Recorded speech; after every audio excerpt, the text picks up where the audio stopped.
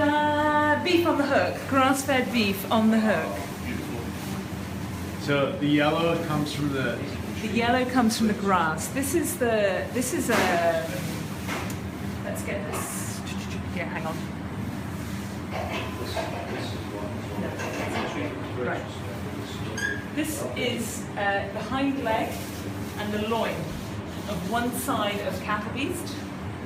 And that's, if you think about it, that's its hind leg, and it's it goes up towards its foot there.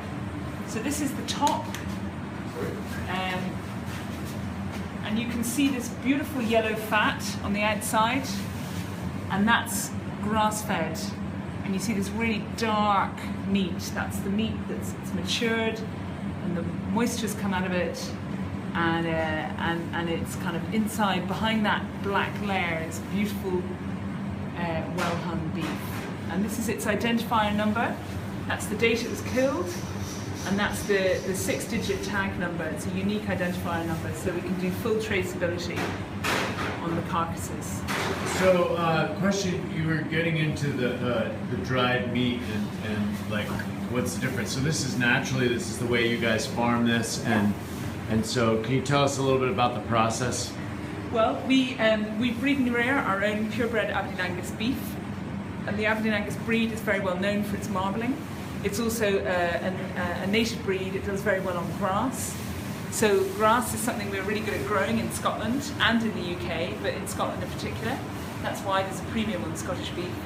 And we carve our cattle in around about this time of year, and we keep our animals to maturity between 18 months and 2.5 years.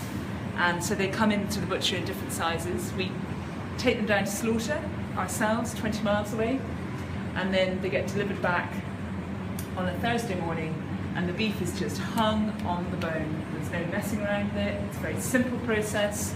Just leave it hanging on the bone, it loses moisture, the meat matures, the enzymes naturally begin to break it down, so it's beautifully tender, and you're not buying water as well. There's evaporation, natural evaporation that happens, and then you end up, you come in and we butcher and pack it sort of around about 3 weeks later.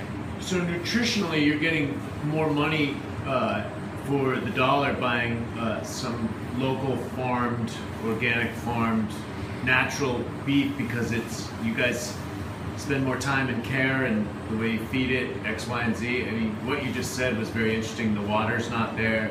The enzymes break it down, so when it comes to the people, it has all the good stuff in it.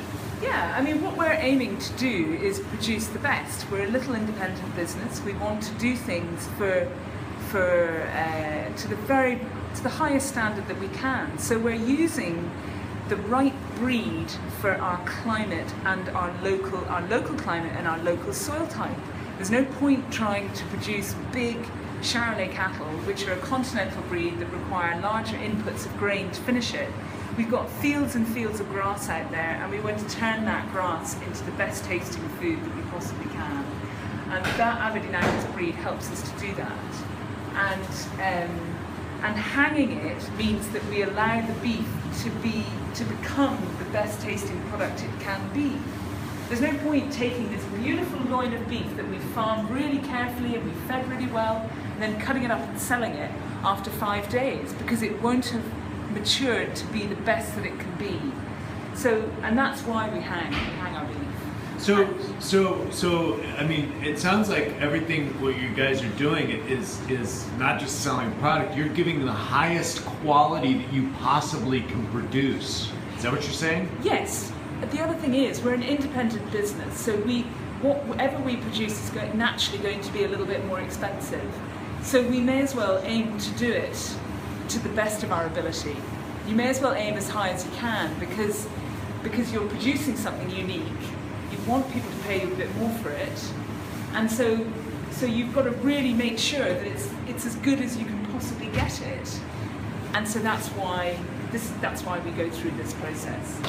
Well, that seems to be a serious high level of intelligence, and I don't.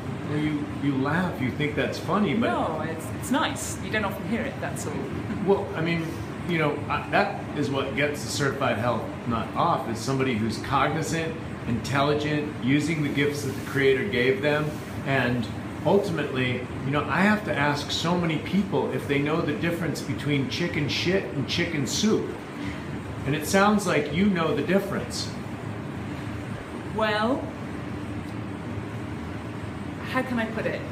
I think that when you're looking to survive economically and you want to do things a little bit differently, and you begin to think it all through, you realize that you arrive at this place, you arrive at that place where you are doing it a bit differently, and you are putting in the extra bits and pieces here and there to make that difference. So that's kind of, you've got to be humble about it though, because you're only as good as your customers think you are. So you've got to give the customer what they want. That's what's important as well. Anyway. Yeah, she might be humble about it, but I'm going to rip off my clothes at 50.